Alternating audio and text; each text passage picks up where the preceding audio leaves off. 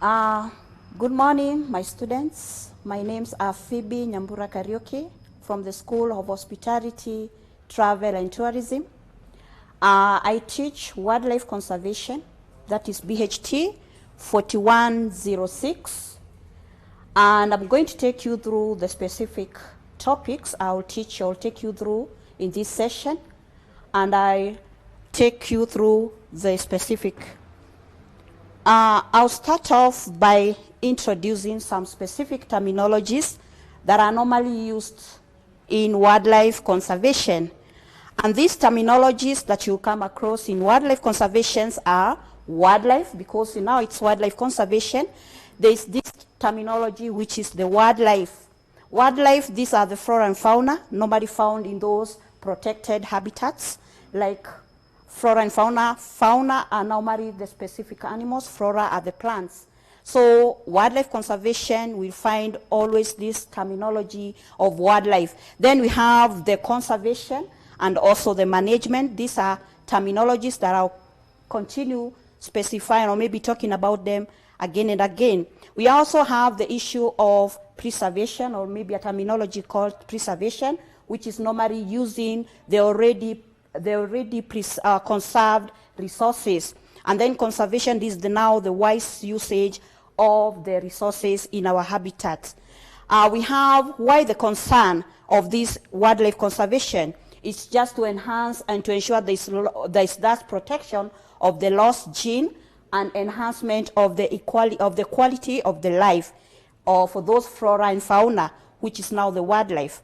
Then also the issue, under the introductory part, there's also the issue of competition for resources, which now calls forth for this conservation of wildlife. So because of the competition for resources, it is important for us to understand why wildlife conservation is there.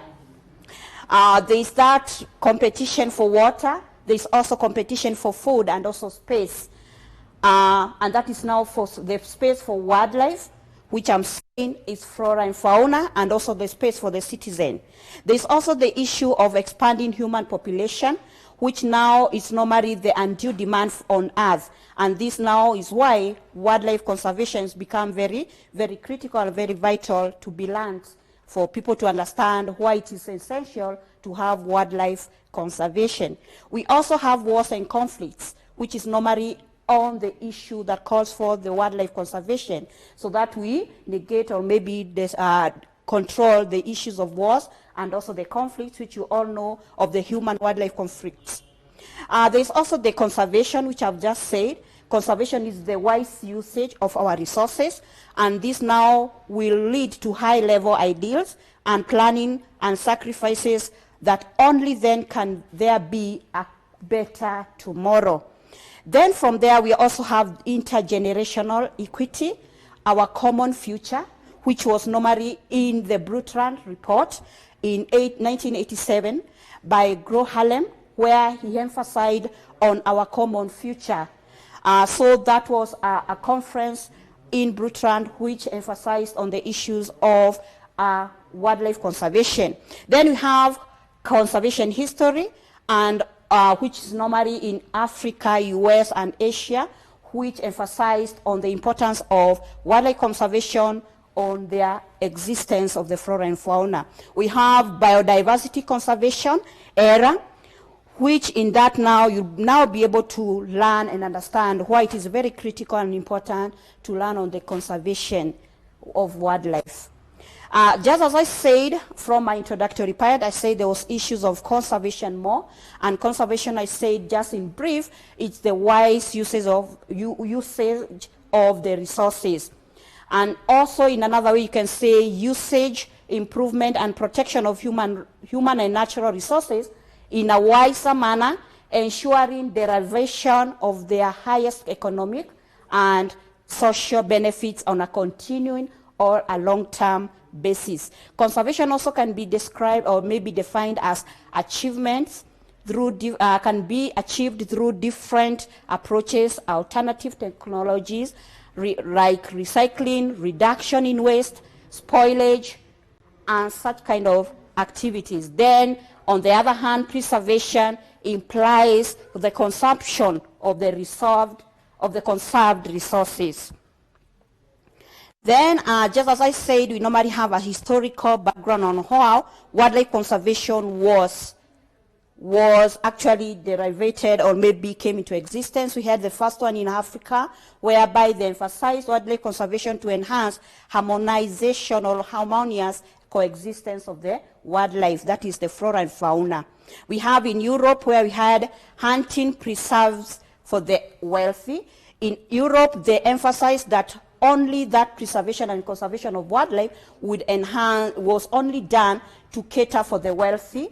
And then in America, it was for the national movement, for the national park movement, and that's how now the issue of wildlife conservation started to be emphasized more and more to ensure that our national parks and our national reserves were well enhanced or maybe developed to ensure the national wildlife conservation. We have in Asia, it was purely practiced on the religious enclaves, whereby they believed that protecting those enclaves on those protected areas, it will enhance more on their religious practices.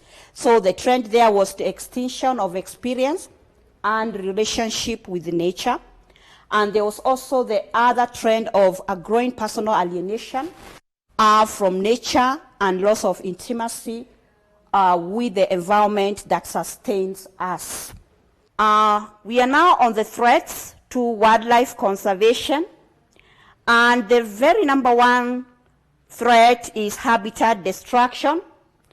And under habitat destruction, it means normally we have things, practices or activities of the human which normally causes habitat destruction. And one of those practices or maybe activities of the human activities, they are like log felling, cutting down of trees. We have so that they can do other maybe developments in their areas, and that way it causes what you call habitat destruction. There's also that issue of soil erosion, which is normally, it emanates from the issue of habitat destruction through cutting down of trees, and that way now it poses a lot of challenge or threats to the wildlife conservation. There's also the other threat to wildlife conservation being the illegal poaching and hunting. And we find that through hunting and poaching, which is illegal, we find that animals maybe which are of greater value to humans and also to the environment, they get reduced in number and they are posed to most of these threats through illegal poaching and hunting, because their numbers get reduced, and that's now the time now we say a certain animal is in danger of getting threatened and also going to extinction. That one now it's also a greater thing that we call threats to wildlife conservation. There's also the other one, which is illegal wildlife trade. And under illegal wildlife trade, it means we as human beings are living maybe adjacent to these protected areas. We access into these parks and national reserves, maybe harvesting those wildlife products, and we go trade on them illegally. And by this also we pose a lot of challenges and also problems to our conservation because of this illegal wildlife trade. There's also competition from other land use practices. This competition from other land uses poses a greater challenge to wildlife conservation because people now tend to concentrate much on those other land use practices instead of practicing or maybe focusing more on how they can conserve habitats, they can conserve our resources in those protected areas for a future endeavor or maybe a future development. Then with that issue of competition, then there's greater challenge to wildlife conservation. There is also the other issue of weak wildlife registration and enforcement. That is very true because there are no stronger policies and laws which have been enforced to ensure there is that thing that we call protected flora and fauna, so that we have a long-term survival of these species, which now are make our country earn a lot of foreign exchange and also have our country feeling proud of having the best wildlife which are protected in their natural habitats. Then we have pollution. Pollution, this is true, whereby it's a threat to wildlife conservation in the essence that most industries and factories are coming up, and the disposal of this waste from these factories and industries are not well disposed in the essence that they go to these protected areas and cause a threat, because in each and every protected habitat they have wildlife species which need to be protected, and also the habitat, the space also need to be protected. But if they are disposed of with this wastage, the sewage disposal, the gasoline disposal, and the oil disposal, they cause a greater challenge to those species. Overpopulation and climate also are the other threats that are posed to this wildlife conservation. Then from there, what do we do to protect wildlife? There is that thing that always tells us that there is importance, and there is a way in which you can enhance protection. One of it is to ensure there is a stronger law to protect wildlife. Stronger laws should be enforced to protect this wildlife in their natural setting or in their natural ecosystems. Then we have promote mass education and awareness on the need to protect wildlife. That is critical, whereby people should be made aware on how to protect this wildlife, and also why it is important to be protected. Engage local communities in issues of wildlife conservation and management through involvement and participation. This is key, because we know that once you are to do wildlife protection, then it means that you have to involve the grassroots level. These are now the local communities or the host communities who have the indigenous knowledge on how maybe to protect such kind of wildlife species in their natural settings on ecosystem. Then we have to involve them in decision making. We have to involve them also in the issues of participation, so that they feel part and parcel of that protected area to protect the wildlife. The other thing is wildlife pay. You must ensure that wildlife pay much more than other alternative land uses, whereby wildlife conservation should be at the forefront to ensuring that much is done on it, and it's more of importance than other land uses, so that more protection is enhanced on that issue of wildlife conservation. There's also a thing of wildlife crisis, which we say normally because of the higher population, growth in a community, in an area where it's adjacent to a protected area, then there are many crises that may come, and it will affect this, what we call wildlife conservation. One of the crises is the human-induced environment changes, human-induced environmental changes, which are like, for example, I talked about the land being left bare, causing a lot of soil erosion because of the topmost soil, which becomes loose, and a lot of things happen when the natural processes goes on. Human-induced environmental changes can be a threat, and this now is how these crises come to be very stronger. Need for appropriate public policy to address short and long-term objectives of wildlife should be introduced, should be emphasized, so that we reduce human-induced environmental changes. We have health of our biosphere compromised. This is true, whereby due to the human activities, like, for example, emissions of gases from the industries, from the factories, which now in a nutshell we find that they cause a lot of biosphere destruction, where the ozone layer is depleted, and a lot of disadvantages comes on in the atmosphere. And then we need to ask ourselves, how do we maintain the biocomplexity? And that is through ensuring that we have a healthier biosphere, or that is atmosphere conservation. And with that, we'll have what we call wildlife conservation, and as a crisis, it can be reduced. We have ecosystem resilience and ecosystem integrity.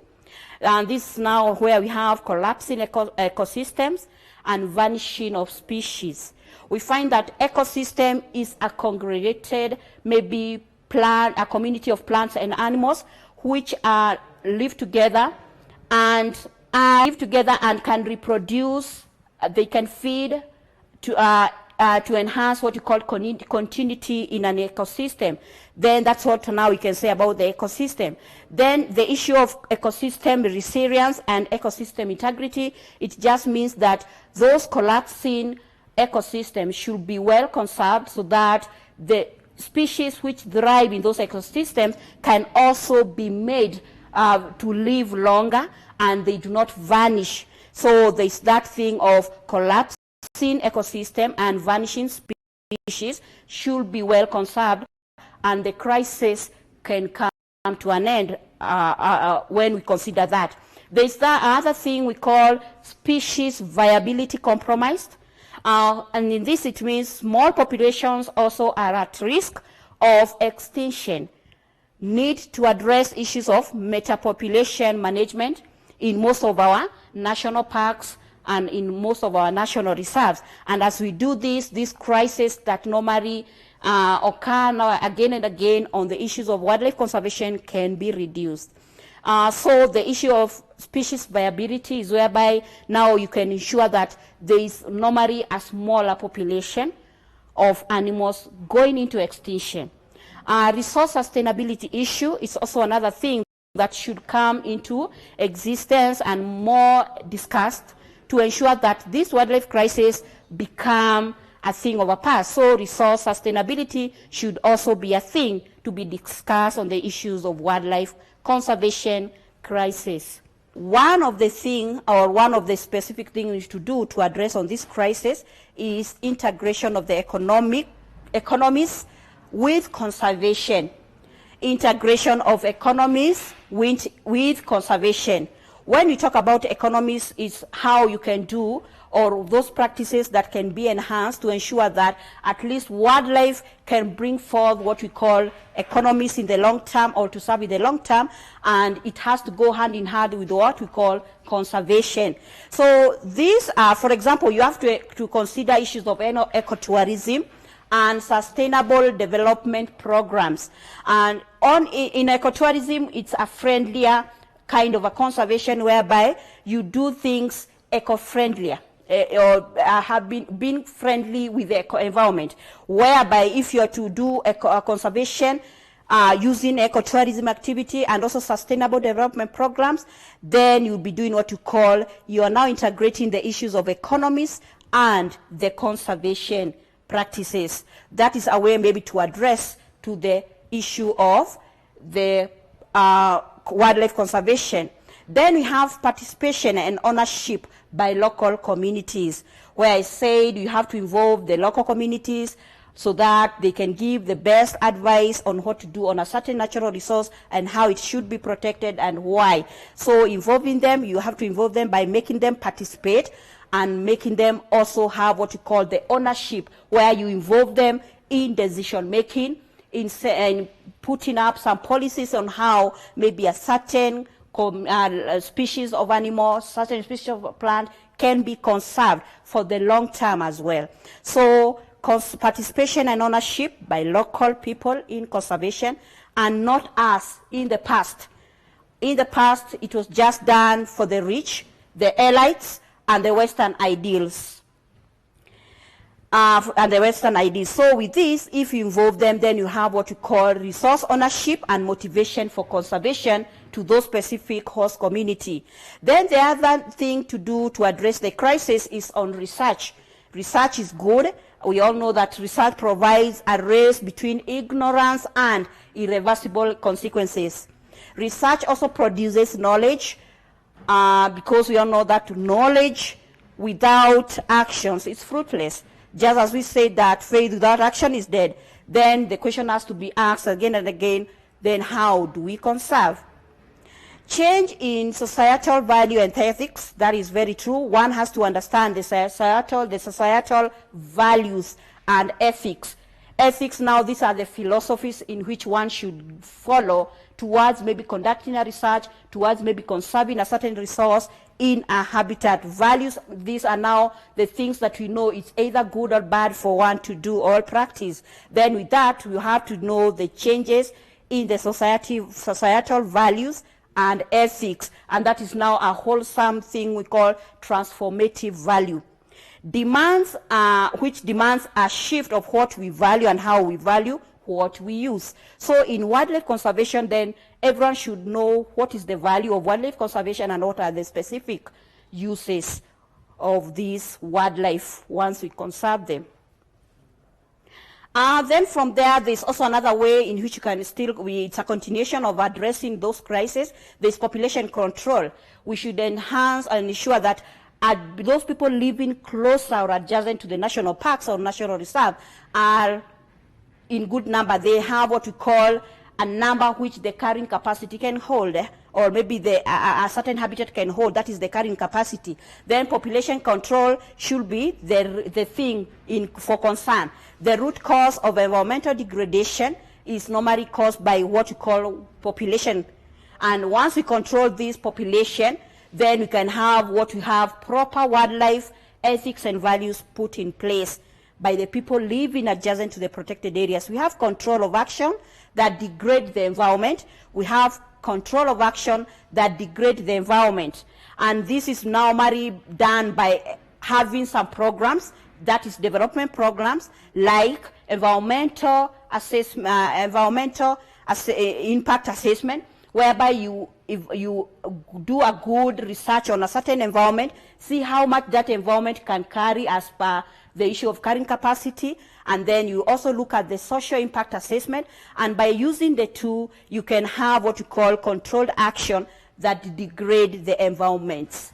And by so doing, you'll be addressing the crisis of wildlife that poses most of this wildlife conservation. We have ecosystem restoration programs should be enhanced or should be introduced, whereby we have certain habitat and species being introduced into areas where they were not in existence, and by so doing what you call species restoration. When you talk about ecosystem restoration, is whereby you make an ecosystem better than it were. You make it now, you introduce other things that are not being practiced in that ecosystem, and you make it now having another better way to survive in the long term. And by this, you have to reintroduce, have a captive breeding, which is normally the ex situ conservation, where you take other species to places where they were not before, and you start conserving them while in those new areas. We have creation of protected areas with relevant international and national laws, where you implement those mechanisms that will enhance what you call more conservation of the species, both of flora and fauna in those natural habitats.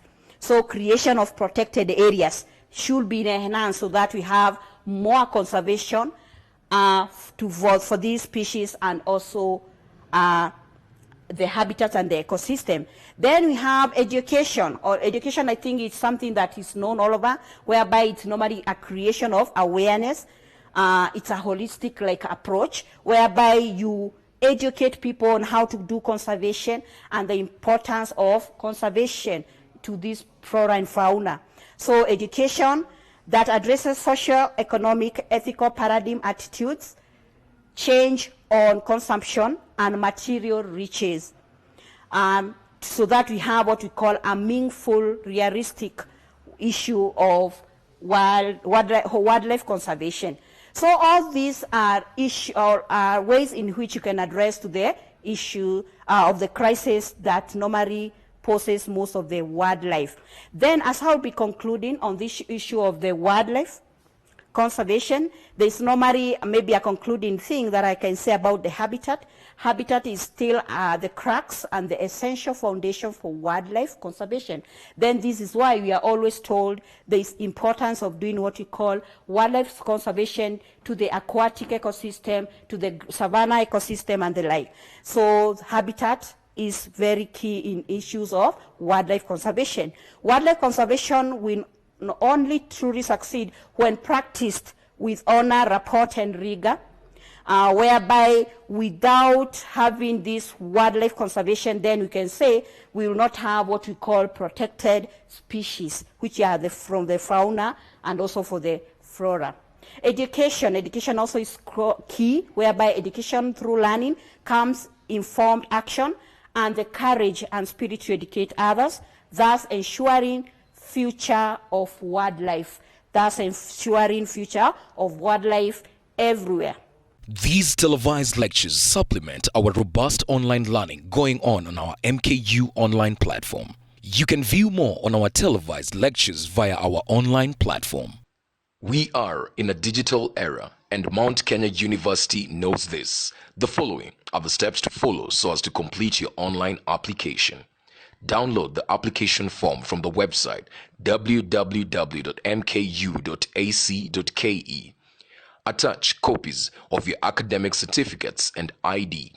Pay the application fees via M-Pesa pay bill number 270988. Your ID is the account number. 2,000 shillings is the charge for a postgraduate. You can also deposit in the bank accounts provided on the website. Then email all the above to apply@mku.ac.ke.